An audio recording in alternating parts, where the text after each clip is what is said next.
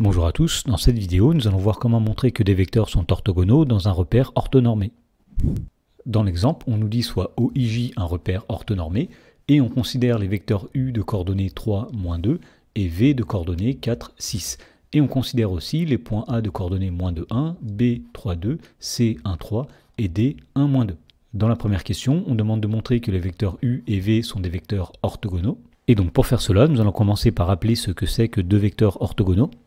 Alors, on dit que deux vecteurs U et V sont orthogonaux si leur produit scalaire U scalaire V est égal à 0. Alors il y a aussi une deuxième chose à savoir, si OIJ est un repère orthonormé, et si le vecteur U a pour coordonnées XY et le vecteur V a pour coordonnées X', Y' dans ce repère, eh bien le produit scalaire U scalaire V, c'est X fois X' plus Y fois Y'. Et donc ce qu'il faut retenir, c'est que les vecteurs U et V seront orthogonaux si et seulement si XX' plus YY' est égal à 0. Donc pour montrer dans la première question que les vecteurs U et V sont orthogonaux, comme nous l'avons dit, nous allons calculer leur produit scalaire. Autrement dit, nous allons calculer U scalaire V. Alors le vecteur U a pour coordonnées 3, -2.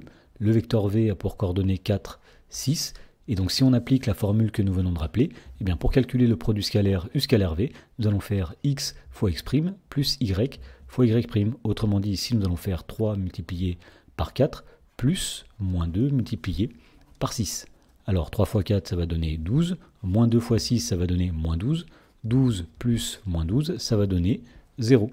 Voilà, donc nous venons de montrer que U scalaire V est égal à 0, et bien cela signifie que les vecteurs U et V sont orthogonaux. Dans la question numéro 2, on demande de montrer que les vecteurs AB et CD sont orthogonaux. Alors pour faire cela, nous allons faire comme dans la première question, nous allons calculer le produit scalaire AB scalaire CD, et nous allons montrer qu'il est égal à 0. Alors pour calculer ce produit scalaire, étant donné qu'on est dans un repère orthonormé, nous allons commencer par déterminer les coordonnées des vecteurs AB et CD. Alors pour déterminer les coordonnées du vecteur AB, nous allons appliquer la formule qui dit que nous faisons les coordonnées de B moins les coordonnées de A, autrement dit XB moins XA, YB moins YA. Autrement dit, les coordonnées du vecteur AB, ce seront donc tout d'abord XB moins XA, c'est-à-dire 3 moins -2, 3 plus 2, ça va donner 5. Ensuite, nous faisons YB moins YA, c'est-à-dire 2 moins 1, c'est-à-dire 1.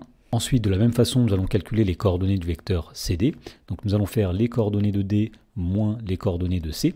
Alors les coordonnées de D, c'est 2 moins 2. Et les coordonnées de C, c'est 1, 3. Et donc finalement, on trouve que les coordonnées du vecteur CD, c'est 2 moins 1, c'est-à-dire 1, moins 2, moins 3, c'est-à-dire moins 5. Et donc pour terminer, nous allons calculer le produit scalaire AB scalaire CD. Alors le vecteur AB, nous avons dit qu'il a pour coordonnées 5, 1. Le vecteur CD a pour coordonnées 1, moins 5. Et puisque nous sommes dans un repère orthonormé, pour calculer ce produit scalaire, nous allons appliquer la formule que nous avions rappelée au départ. Autrement dit, nous allons faire 5 fois 1 plus 1 fois moins 5. Alors AB scalaire CD, c'est donc 5 fois 1 plus 1 multiplié par moins 5. Alors 5 fois 1, ça va donner 5, plus 1 fois moins 5, ça va donner moins 5, 5 plus moins 5, ça va donner 0. Et donc, puisque le produit scalaire AB scalaire CD est égal à 0, on en déduit que les vecteurs AB et CD sont orthogonaux.